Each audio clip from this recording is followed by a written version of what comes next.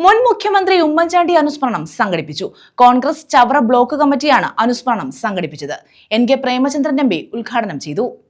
Chavara block Congress കമ്മിറ്റിയുടെ നേതൃത്വത്തിലാണ് ഉമ്മൻചാണ്ടി അനുസ്മരണം സംഘടിപ്പിച്ചത്. NK പ്രേമചന്ദ്രൻ MP ഉദ്ഘാടനം ചെയ്തു.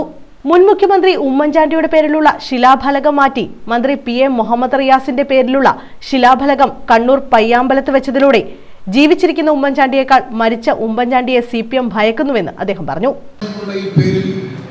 ഏറ്റവും കൂടുതൽ വേട്ടയാടപ്പെട്ട രാഷ്ട്രീയ നേതാവായിരുന്നു ശ്രീ ഉമ്മൻചാണ്ടി.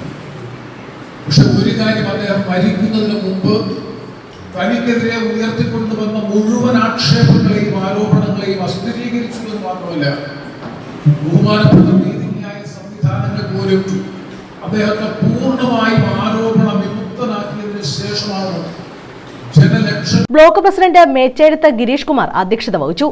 ചക്കനാൽ സനിൽകുമാർ, ചവറ ഗോപകുമാർ, JR സുരേഷ് കുമാർ, വിനു മംഗലത്ത് തുടങ്ങിയവർ പങ്കെടുത്തു. News bureau, Chavara.